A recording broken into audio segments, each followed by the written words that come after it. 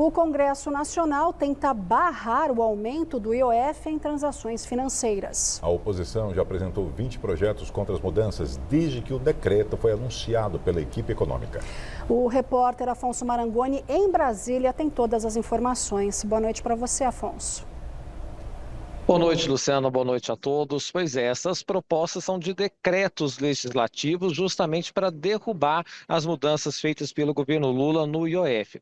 A gente lembra, né, que na semana passada foram feitas mudanças com cunho arrecadatório na casa de 20 bilhões de reais. O próprio ministro da Fazenda, Fernando Haddad, voltou atrás em um aspecto, mas outros continuam valendo. E é justamente esse o caso que os parlamentares querem derrubar. Por exemplo, continuou valendo o IOF mais caro para quem comprar dólar em espécie, isso valendo para pessoa física.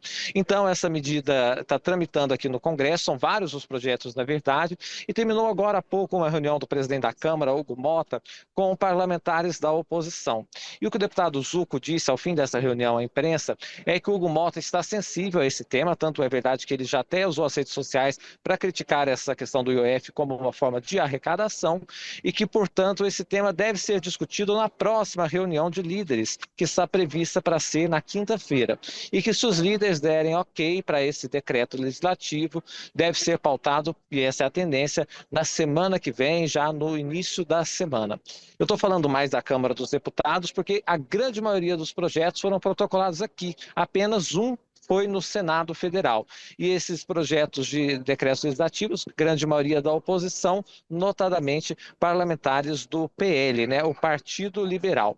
Bom, a gente vai ouvir agora o que disse dois parlamentares com visões distintas sobre essa questão. O deputado Alencar Santana e também o deputado Kim Kataguiri, que eu falei mais cedo. Vamos acompanhar.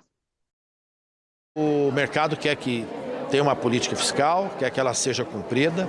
O mercado defende os juros altos. Quando o governo mexe um pouquinho na taxa do IOF, ele reclama. Mas quando ele ganha com juros altos, ele não reclama. Então é uma coisa ilógica, né?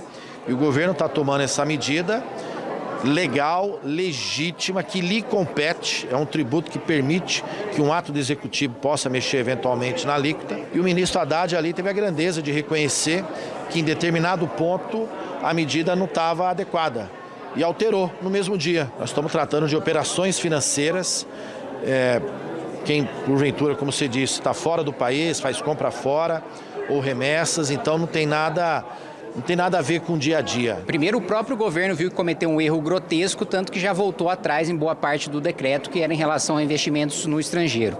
Agora, o resto do decreto, que assim, é basicamente utilizar o IOF, que é um tributo de regulação, não é para aumentar a arrecadação, e o próprio governo admite, nós queremos arrecadar com esse aumento de alíquota, ou seja, está utilizando a alíquota de maneira ilegal.